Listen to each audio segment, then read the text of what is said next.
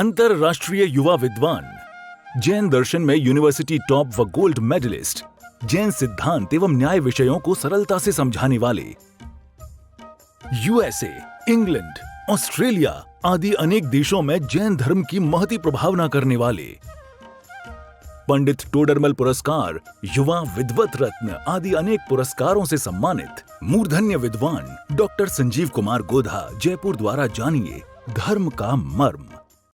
इस कार्यक्रम की प्रायोजक हैं पूज्य माताजी श्रीमती वर्जुबेन जी, श्री ब्रजलाल दलीचंद्र जी, श्रीमती मधु वज्रलाल जी, श्री रवि जी, श्रीमती रीटा जी, श्री मोनिल जी, श्रीमती भाविशा, श्री निशांत जी, श्रीमती भाविका जी एवं कुमारी Samaya Jain, Vardhman electronics, Grant road, Mumbai. जयति परम ज्योति समम समस्तैरनंत पर्यायै दर्पण तल इव सकला प्रतिफलति पदार्थ मालिका यत्र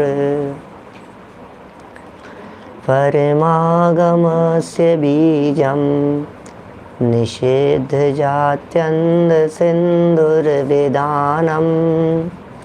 सकल नय विलसितानां विरोधमथनं नमाम्यनेकान्तम्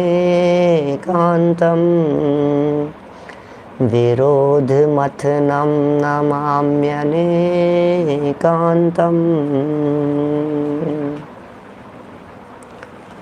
पुरुषार्थ सिद्धि उपाय नामक ये ग्रंथ चल रहा है। बहुत ही सुंदर और मार्मिक प्रकरण है। जीवन में क्या क्या कार्य किए जाने चाहिए और क्या क्या कार्य नहीं किए जाने चाहिए। अनादिकाल से इस जीव ने क्या क्या अनर्थ नहीं किए, क्या क्या पाप नहीं किए।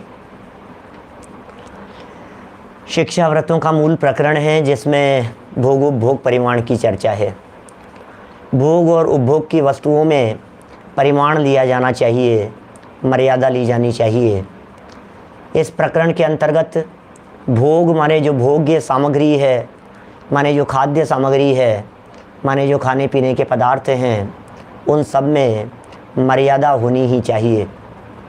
उस मर्यादा में सबसे ज़्यादा महत्वपूर्ण बात यह कही गई कि हे भव्य जीवों, हे पात्र जीवों, हे जैनियों, हे जिनवाणी का अनुसरण करने वालों, हे वीतरागी दिगंबर संतों की बात को मानने वालों, सर्वज्ञ भगवान की वाणी के अनुसार चलने की भावना भाने वालों, सबसे पहले कम से कम आप अनंत कायिक वस्तुओं का सेवन का त्याग करो। सबसे पहले कम से कम इसका त्याग करो। अनंत कायिक वस्तुओं का सेवन नहीं होना चाहिए। हमारी लाइफ में ऐसी वस्तुएं नहीं ग्रहण की जानी चाहिए जिनके माध्यम से अनंत जीवों की विराधना होती हो, अनंत जीवों की हिंसा होती हो। कौन से हैं ऐसे? और अनंत का क्या क्राइटेरिया है? माने अनंत होता क्या है? बोलने में बार बार कह जाते हैं अनंत अनंत अनंत। अरे अनंत का मतलब क्या है यार? सोचो तो सही जरा। अनंत माने होता क्या है? कल्पना तो करो आप, अनंत माने क्या है? कह दिए अनंत है, अनंत है, अनंत है। अनंत ऐसा समझ रखा है जैसे 10 20 50 की बात कर रहे हो। अनंत माने ऐसा समझ रखा है जैसे छोटी मोटी बात हो। अनंत में दिमाग काम करना बंद कर दे, उसका नाम अनंत है। मति श्रुत ज्ञान वालों की पकड़ में नहीं आता अनंत। क्या चिंतामण भाई, हम कितना भी विचार करें लेकिन हमारे मगज में नहीं आ सकती कि आखिर ये अनंत होता क्या है। बोलो,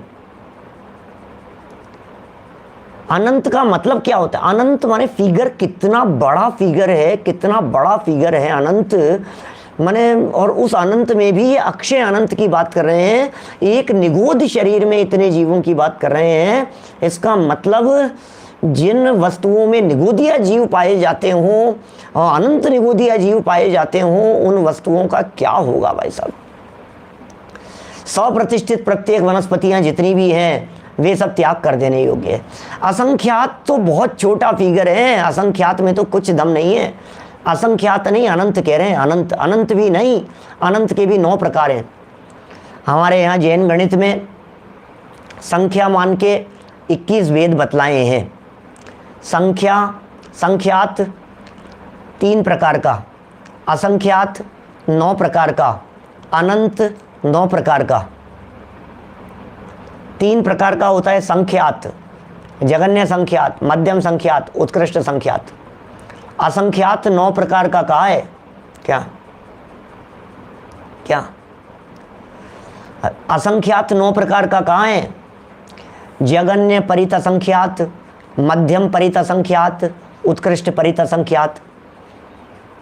जगन्य युक्त असंख्यात, मध्यम युक्त असंख्यात, उत्कृष्ट युक्त असंख्यात। जगन्य असंख्यात असंख्यात, मध्यम असंख्यात असंख्यात, उत्कृष्ट असंख्यात असंख्यात।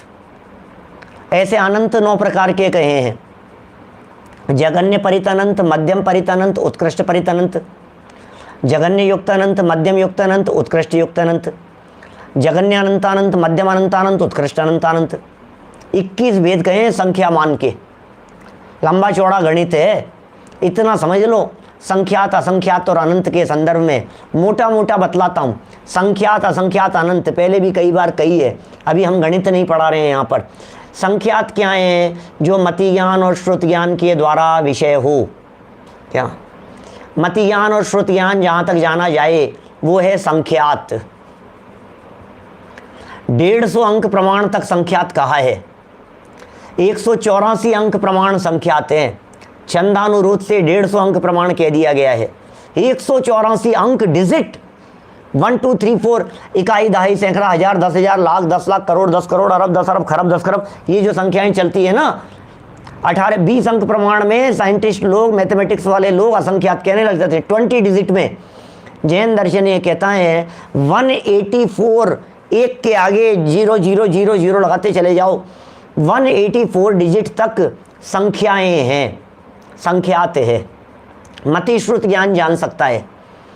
उत्कृष्ट श्रुत ज्ञान वाले इतनी मैक्सिमम डिजिट्स तक की फिगर को जान सकते हैं, पकड़ सकते हैं। जिस लेवल पर पहुंचकर मति ज्ञान और श्रुत ज्ञान ये कह देवे हम नहीं समझ सकते, अब तो अवधि ज्ञान, मने परिय ज्ञान का विषय होगा, वो असंख्यात है। क्या लेवल होगा असंख्यात का? कितना बड़ा असंख्यात, असंख्यात, असंख्यात, असंख्यात, असंख्यात, असंख्यात के असंख्यात प्रकार बनते हैं। 9 भेद कहे हैं मूल में, असंख्यात के असंख्यात प्रकार बनते हैं।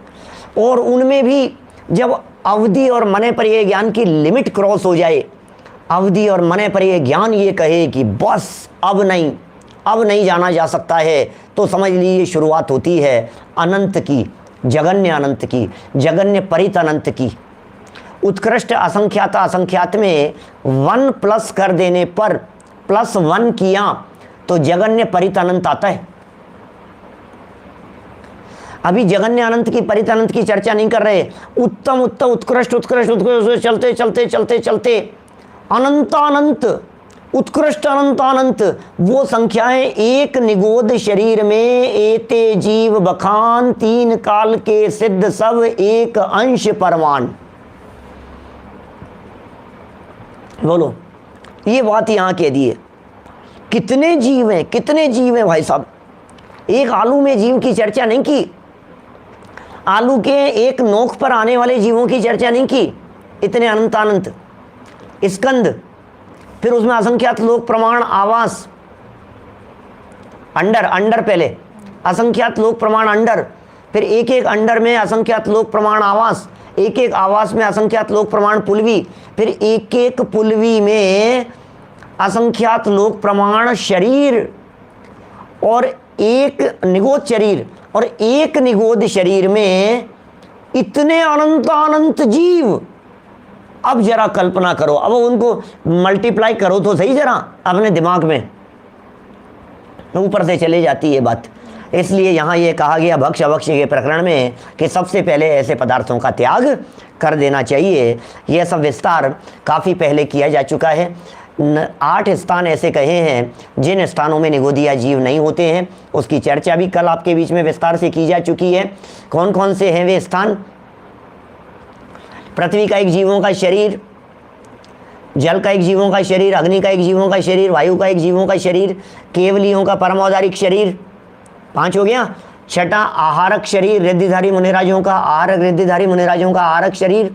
7वां नारकियों का शरीर, 8वां देवों का शरीर। क्या ये 8 स्थान ऐसे हैं जिन 8 स्थानों में निगोदिया जीव नहीं होते, बादर निगोदिया जीव नहीं होते। तो फिर साहब इन स्थानों में सूक्ष्म निगोदिया होते हैं क्या? कि सूक्ष्म निगोदिया जीव तो संपूर्ण लोक में ठसाठस भरे हुए हैं, इसलिए उनकी तो क्या बात करें, उनकी बात करना ही बेकार है। एक चर्चा मैंने एक दिन बीच में छेड़ दी थी, हमारे वैभव जी गोदा हैं, उन्होंने हमसे कई बात कि वो आपने स्पष्टीकरण नहीं किया पेड़ पर लगने वाले आलूओं का। मैंने छेड़ी थी ना एक दिन बात, आलू आजकल पेड़ पे भी लगने लगे हैं। कई वीडियो 2-3 साल से आ रहे हैं मेरे पास में, कई बार कई लोगों ने भेज दिया मुझे देखने के लिए, देखो पंडित जी पेड़ पर उग रहे हैं, देखो पंडित जी पेड़ पर उग रहे हैं, पेड़ पर उग रहे हैं, खाएं कि नहीं खाएं। मैंने कौन सी गोष्ठी में अभी 6-7 महीने पहले, 8 महीने पहले जो हस्तिनापुर में विद्वत गोष्ठी हुई थी, किसी एक प्रसंग पर मेरे सामने आ गई बात, तो मैंने तुरंत पलट करके जवाब दिया, वहीं मंच से विद्वानों का वो था सम्मेलन। मैंने कहा क्या बात कर रहे हो आप, पेड़ पर लगे तो खा ले में, इसका मतलब पेड़ पर लगी हुई चीज़ खाने योग्य हो गई है, ये कहाँ से आ गई है बात। हमारे यहाँ जिनागम में आलू को अभक्ष्य कहा है, जमीकंद तो है ही अभक्ष्य, लेकिन आलू नाम से भी अभक्ष्य समझना चाहिए। अरे बड़ का फल, पीपल, ऊमर, कठूमर, पाकर, ये सारे फल तो पेड़ पर ही लगते हैं, फिर ये अभक्ष्य हैं कि नहीं है?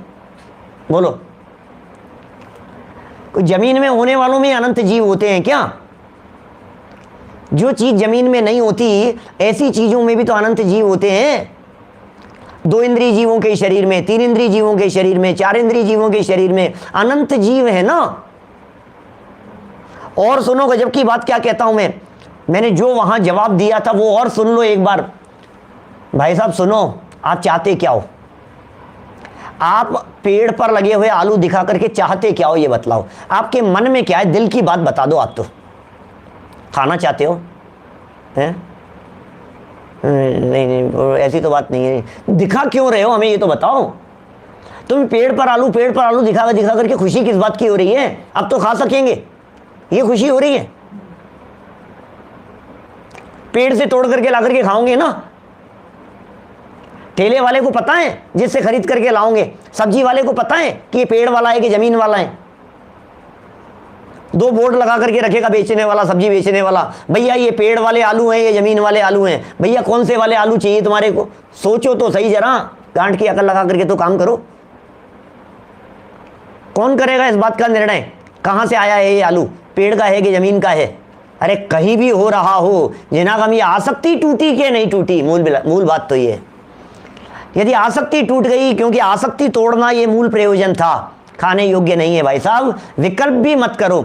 अरे सुनो, युगल जी बाबूजी व्यक्तित्व विकास शिविर 1993-94 और प्रवचन नंबर भी 10-11 नंबर का प्रवचन उस शिविर का, और भक्ष्य भक्ष्य के संदर्भ में जो चर्चाएं उन्होंने की, ऐसी बात कहते हैं। अरे पता है तरबूज क्यों नहीं खाना? ऐसा कहते हैं वो इसलिए नहीं खाना कि तरबूज की शक्ल नॉनवेज जैसी दिखती है, मांस जैसी दिखती है, उसे देख करके मांस याद आता है। आपको आलू याद आता है कि नहीं आता है?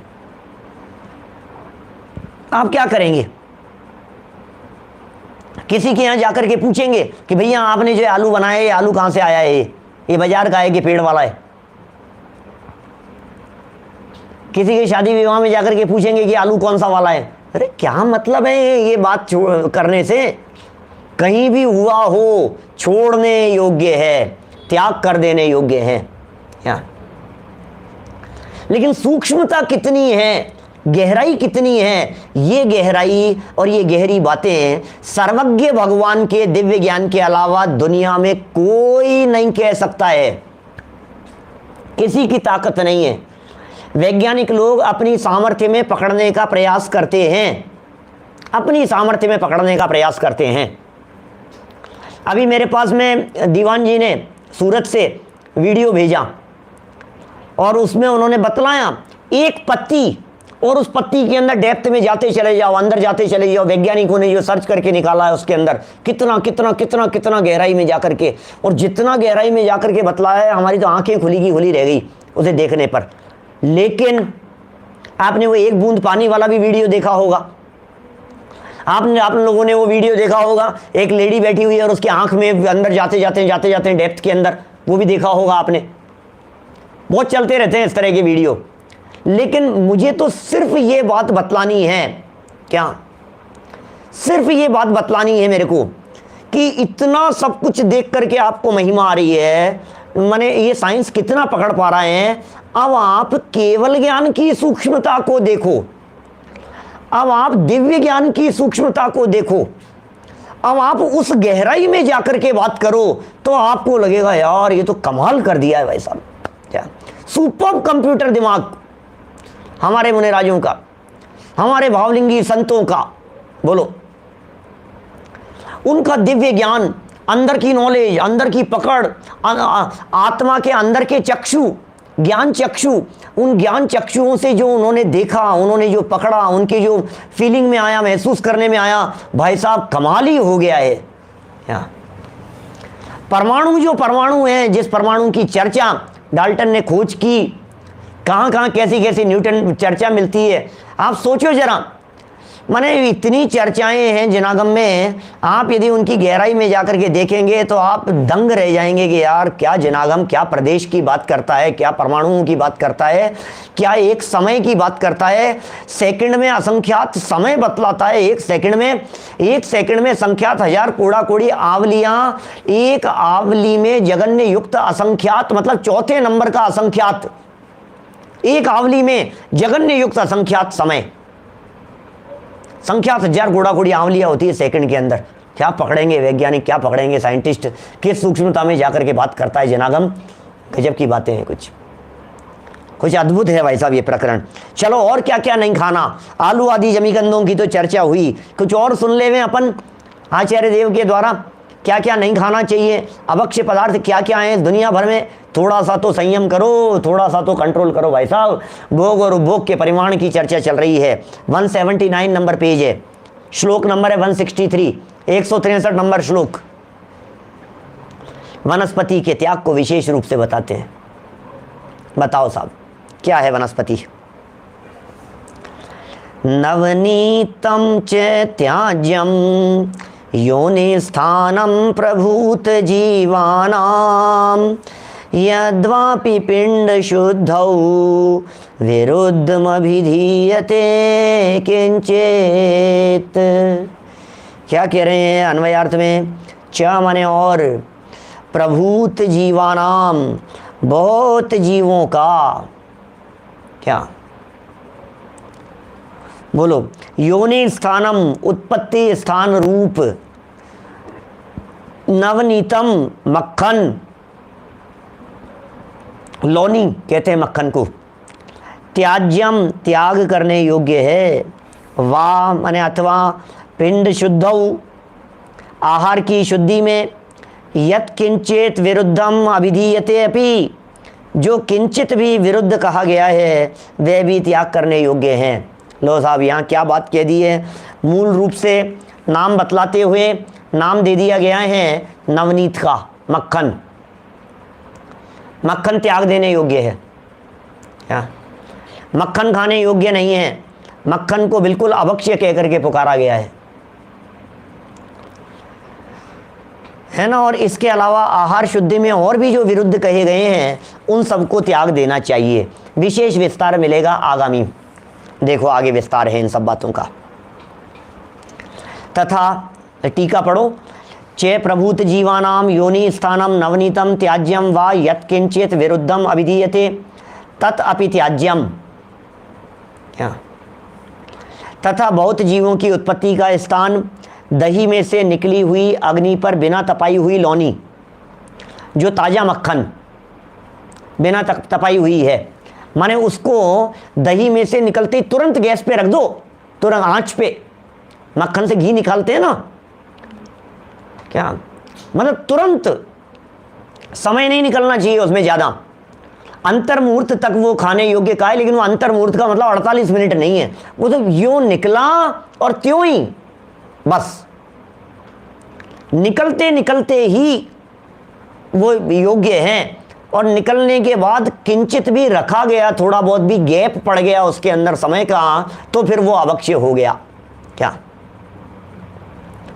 घर का मक्खन जो है उसकी कह रहे हैं हम, बाजार का तो महावक्ष है, बाजार का तो छूने योग्य नहीं है।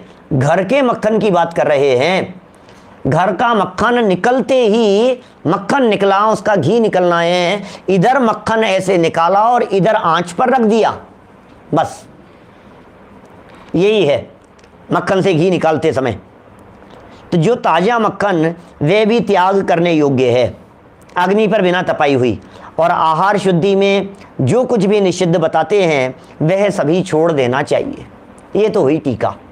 भावार्थ में एक एक चीज़ खोल रहे हैं। अब सुनो जरा, दिल थाम के बैठना, एक एक चीज़ें कितनी तरह से बतलाएंगे, क्या क्या चीज़ें खाने योग्य है, क्या क्या चीज़ें छोड़ने योग्य है, विस्तार दे रहे हैं थोड़ा सा। आचार शास्त्र में, आचार शास्त्र क्या होता है? क्या आचार शास्त्र माने क्या? आचार शास्त्र क्या चीज़ है? आचरण, चरणानुयोग के शास्त्रों में जो पदार्थ अभक्ष्य और निषिद्ध बताते हैं उन सब का त्याग करना चाहिए। जैसे, अब सुनो एक एक, जैसे कि चमड़े में रखा हुआ अथवा चमड़े का स्पर्श किया हुआ जल, चमड़े में रखा हुआ जल पहले के ज़माने में चलता था चमड़े में, अभी है बहुत, पहले तो बहुत चलता था, अभी तो पता नहीं देखने में कम आता है, लेकिन गांव-गांव में अभी भी इस तरह की स्थितियां हो सकती है जहां चमड़ा लगा हुआ हो, जो चमड़े से स्पर्शित हो, कहीं किसी जगह पर नलों वगैरह के अंदर चमड़ा लगा दिया गया हो, हैं कहीं जहां से सप्लाई हो रही है उस जगह पर कोई चमड़े की कोई चीज़ लगा दी गई हो, बहुत सावधानी रखनी चाहिए इसमें।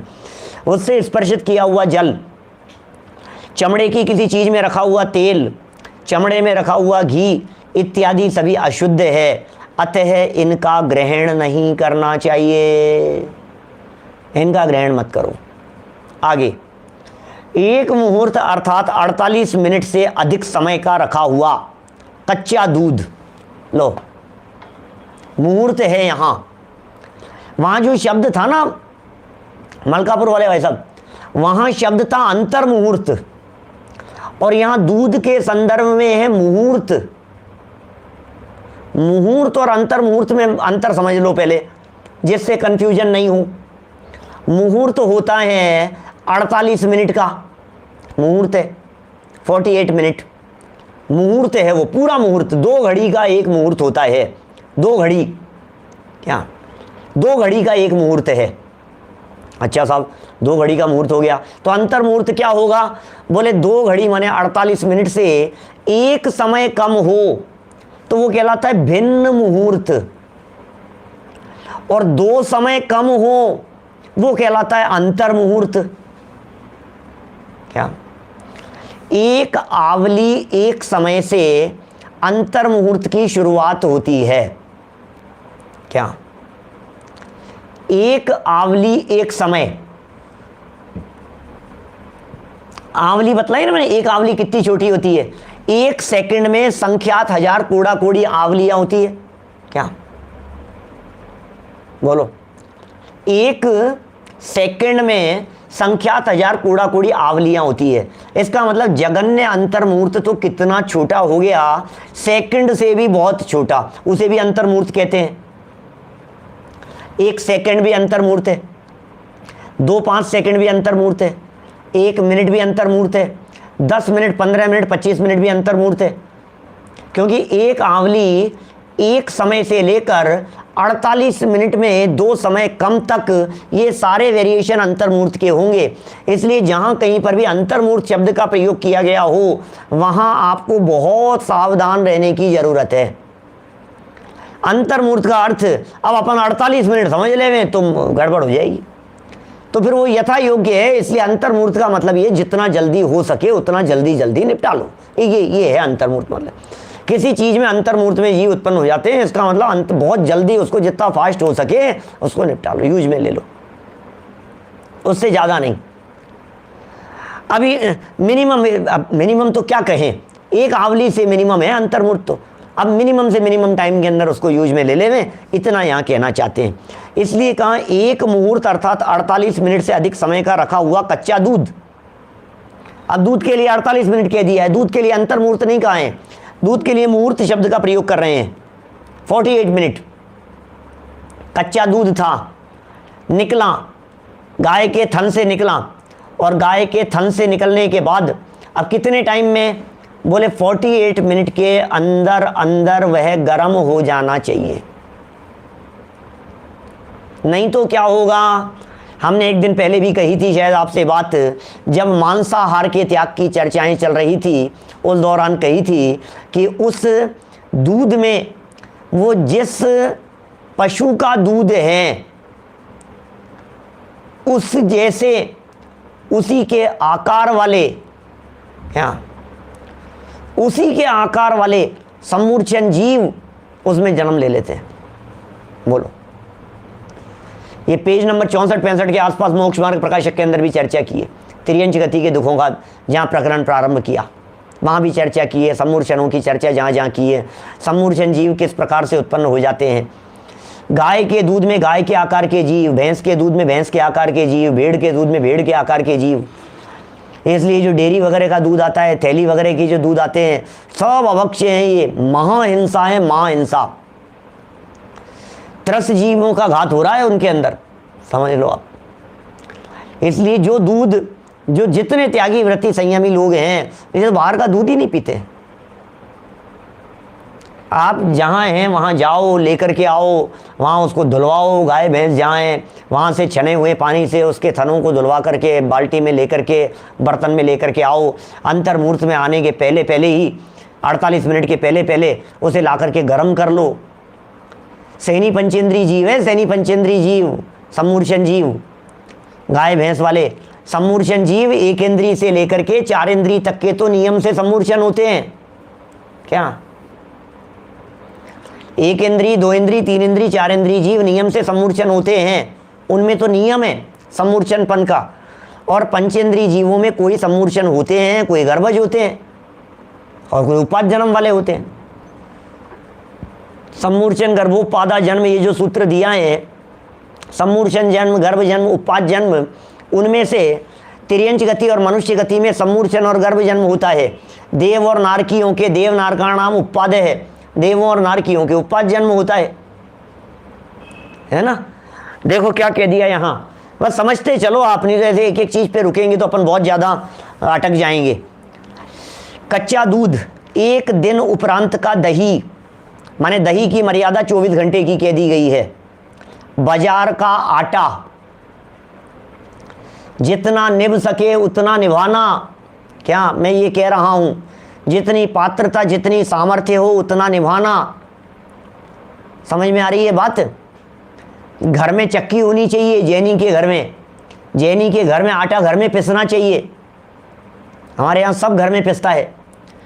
तो नहीं तो क्या होगा, अब वो उसी उसके अंदर आता रहता है, चलता रहता है जो कुछ भी है, बड़े झमेले होते हैं उसके अंदर। आप अपना गेहूं ले जा करके बाजार में ले जा करके पिसवाएंगे, वो भी सदोष हो जाएगा, उसमें भी दोष लगता है, क्योंकि वो चक्की को जो है ना, उसका जो चलता है उसके अंदर वो पूरा सा उसमें रहता ही है, वो मिलावट उसके अंदर, उसी के अंदर से निकलेगा वो। इसलिए सावधान सतर्क रहिए जितना संभव हो सके। फिर बाजार का आटा कह दिया। अनजाना फल, जिस फल को आप जानते नहीं हो, अजान फल, 22 अभक्ष्यों में एक अजान फल का नाम भी आया है। बैंगन, बैंगन बहुबीजा हैं। सड़ा हुआ अनाज, जिस अनाज में घुन लग गया हो, बोलो, जिस अनाज में घुन लग गया हो वो क्या है? सड़ा हुआ अनाज। बहुबीज वाली वस्तु नहीं खानी चाहिए।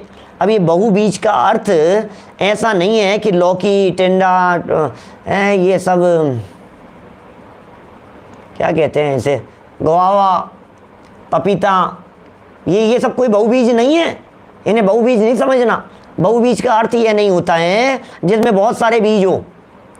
बहुबीज का अर्थ यह होता है जिसके बीज का जो घर होता है उसके एक घर में बहुत सारे बीज हों, ऐसा। तो वो अलग तरह की व्याख्या है बहुबीज की। अब वो इनमें तलाशना चाहिए अपने को, है ना। ये नहीं है, ये जो अपने को जो दिखने में आती हैं ये वस्तुएं बहुबीजा के अंतर्गत नहीं आती हैं। मोटा मोटा जो अपन पकड़ में जो आ रही है ना अपने को चीज़ें, ये सब बाजार का जितना भी मैदा है, सूजी है, मैदा में तो ऐसे तत्काल लटें चलती हैं, आप कल्पना नहीं कर सकते। बाजार की मैदा में तो सूजी में इतने जल्दी जीव पड़ जाते हैं, आप सोच नहीं सकते। बाजार की लाई हुई आपको दिखेंगी ही नहीं। अरे क्या दिखेगी, इन आंखों से क्या देखोगे? आपको इन आंखों के ऊपर भरोसा है कि आपको कुछ दिखता है? अरे नहीं साहब, हमारी आंखें तो 6/6 है पंडित जी, बिल्कुल ऐसा क्लियर, बिल्कुल सारी आंखें बिल्कुल इतनी अच्छी है। उसके बावजूद नहीं दिखेगा। मोटे मोटे जीव नहीं दिखते हमारे को। मोटे मोटे जीव पुरानी पुस्तकों के अंदर, कभी कहीं बहुत लंबे समय बाद में कभी कोई पुस्तक निकाली अपनी लाइब्रेरी में से और अंदर से निकाली और हमें लग रहा है कि काला डॉट क्या लगा हुआ है। भाई साहब सावधानी से, क्या भुगत चुके हैं एक बार जिंदगी में पहले, अब दोबारा गलती नहीं कर सकते हैं। काला डॉट यदि दिखाई दे रहा है किताब के ऊपर, हम उसे हाथ से ऐसे मसल नहीं सकते हैं, क्योंकि हमें पता है वो त्रसजीव होने की संभावना है। फूंक मारो उसके ऊपर, हिल नहीं रहा है। क्या हल्का सा टच करो उसको, कोई चीज चलता है दौड़ता है वो, तो लगता है अरे यार बैंगन बहुबीज है। बैंगन बहुबीजा के अंतर्गत आता है। माने क्या है स्थितियां? इसलिए अपनी आंखों पर भरोसा मत कीजिए। ये सर्वज्ञ भगवान की आंखों से देख करके लिखी गई बातें हैं। ये भावलिंगी संत अवधि ज्ञानी मने प्रिय ज्ञानी मुनिराजों के माध्यम से लिखी गई बताई गई बातें हैं भाई साहब, इसलिए भरोसा करना। हम तो मार्केट से लिखी हुई आई हुई किसी भी चीज के ऊपर एक्सपायरी डेट देख करके तुरंत भरोसा कर लेते हैं। हर चीज पर एक्सपायरी डेट देखते हैं। दवा पर एक्सपायरी डेट देखते हैं, बाजार से आने वाली चीजों के ऊपर एक्सपायरी डेट देखते हैं। नहीं नहीं नहीं, अरे भैया इसकी तो डेट एक्सपायर है, ये नहीं, प्लीज वापस लौटाओ एक्सपायरी। अरे क्या कहना चाहते हो आप? जब मार्केट की एक्सपायरी डेट आपको मान्य है तो फिर जिनवाणी में भी चीजों के ऊपर एक्सपायरी डेट बतला दी है ना, फिर वो क्यों नहीं मान्य है? सबकी मर्यादाएं बतलाई हैं। देखो, मर्यादा उपरांत के समय का आटा नहीं खाना चाहिए। आटे की मर्यादा 3 दिन, 5 दिन, 7 दिन, आटे की मर्यादा। अब सब मर्यादा शास्त्रों के अंदर जहां जहां है वहां से जान लेना चाहिए। हमारे डॉक्टर दीपक जी हैं, हमारे जयपुर के वैद्य डॉक्टर दीपक जी, विद्वान हैं अपने अच्छे, उनके द्वारा ये भक्ष्य अभक्ष्य विचार पुस्तक है उनके द्वारा लिखी हुई। मैं कहूँगा PDF अवेलेबल हो जाएगी तो मैं आपको ग्रुप पर डलवा दूंगा। मैं भक्ष्य अभक्ष्य विचार, खान पान संबंधी, स्वास्थ्य संबंधी बहुत सारी चीज़ें उन्होंने, शुद्ध सात्विक जीवन शैली उनके संदर्भ में लिखा है उन्होंने काफ़ी। तो बहुत अच्छे बातें हैं कि पता, अरे भाई निभे चाहे नहीं निभे, सुनो मेरी बात, आप निभा पाएं चाहे नहीं निभा पाएं, आप आज त्याग कर देवें ऐसा संकल्प बिल्कुल मत लेना। मैं ये कह रहा हूं, हाँ यदि आप आज ही बहुत दृढ़ता से उसको निभाने में समर्थ हैं, फ्यूचर का विचार करके, तो आज ही त्याग कर देना, बहुत अच्छी बात है। लेकिन निभती जाने वो प्रतिज्ञा करना, भूमिका के अनुसार प्रतिज्ञा करना, सोचकर विचार कर समझ कर प्रतिज्ञा करना, ये यहाँ सारी चीज़ें बता रहे हैं, मोटा मोटा ही बता रहे हैं। वैसे यहाँ तो इतना तो मोटा मोटा होना ही चाहिए खाने पीने के अंदर। बोलो क्या कह रहे हैं आगे? मखाने खाने में तो कोई दोष नहीं लगता है, मखाने तो दाल मखाने की बात कर रहे हैं ना आप, लेकिन सिंगल पीस नहीं खाना चाहिए क्योंकि उसके अंदर जीव देह होने की संभावना होती है। ऐसे काजू भी हैं, कोई भी चीज़ें हैं, काजू है, इलायची है, ऐसे जिनके 2 फाड़ हो जाते हैं ना, उन सबको तोड़ करके खाना चाहिए। काजू में भी इल्लियाँ हो जाती है, जीव हो जाते हैं, तो आप उसे तोड़ करके खाइए। बोलो क्या कहें? बहुबीज ये हुई हैं, बाजार का आटा, अनजान फल, बैंगन, सड़ा हुआ अनाज, बहुबीज वाली वस्तु नहीं खानी चाहिए। अभी क्या करते हैं कभी कभी कुछ लोग, बातें इतनी निकलती, हमें भाव होता है कुछ ना कुछ बोलने के संदर्भ में। सुनो, घर में गेहूँ आता है, घर में पिसता है, सावधानी नहीं रखी गई, जीव उत्पन्न हो गए उसमें। बोलो अब क्या करें? बोलो, अब उसमें जीव पड़ गए, गेहूं के अंदर जीव पड़ गए, वो इल्लियाँ हो गई, क्या कहते हैं उसे, बीत गया वो, ये कह रहे हैं ना, घुन लग गई उसके अंदर अनाज में। अब क्या करें उसको? एक काम करो, उसको है ना काम वाले को दे दो। क्या क्या करना चाहिए? सुनो सुनो सुनो, किसी काम का नहीं है वो, अरे साहब क्या बात कर रहे हो साहब, कि दे दें उसका भले उपकार हो जाएगा, उसका निकाल लेंगी, उसको फटक लेगी, वो उसको खा खुआ लेगी। नहीं भाई साहब, आप त्रस जीव खाने के लिए प्रेरणा दे रहे हैं कि नहीं एक काम करते हैं, काम वाली को मत दो, एक काम करो, उसको ऐसी जगह पर पटक दो जहाँ गायें खा जाएगी। गायें खा जाएगी? क्या कर रहे हैं आप? गायें खा जाएगी, इल्लियों को खा जाएगी, लटों को खा जाएगी। वो जीव तुम्हारे डाढ़ का ग्रास नहीं बने तो गाय के डाढ़ का ग्रास बनाना चाहते हैं आप उनको? तो पंडित जी क्या करें फिर उसका? अरे किसी खाली मैदान में ले जाकर के, जिस जगह पर धूप कम आती हो ऐसी जगह पर ले जाकर के पटक करके आओ उसे, अनजान जगह पर पड़ा रहेगा, उसका जो होना होगा वो होगा। उन जीवों को जहां जैसा जाना होगा वहां जाएंगे, लेकिन किसी के डाढ़ का ग्रास बन जाए वे त्रस जीव, ये जैनी को शोभा नहीं देता है। तो यही करते हैं, इसी तरह के काम करते हैं। हो गया, आप क्या करें? नहीं जैसे तो कोई वो खुश हो जाएंगे। अरे तुम्हें देना था, तुम्हें खिलाना था गाय को, तो सही अनाज क्यों नहीं खिलाया? तुम्हें देना था यदि किसी काम वाले को, काम वाली को, किसी गरीब आदमी को, तो अच्छा गेहूं क्यों नहीं दिया तुमने, प्रदान क्यों नहीं किया? कैसा कर्म तुमने बांध लिया?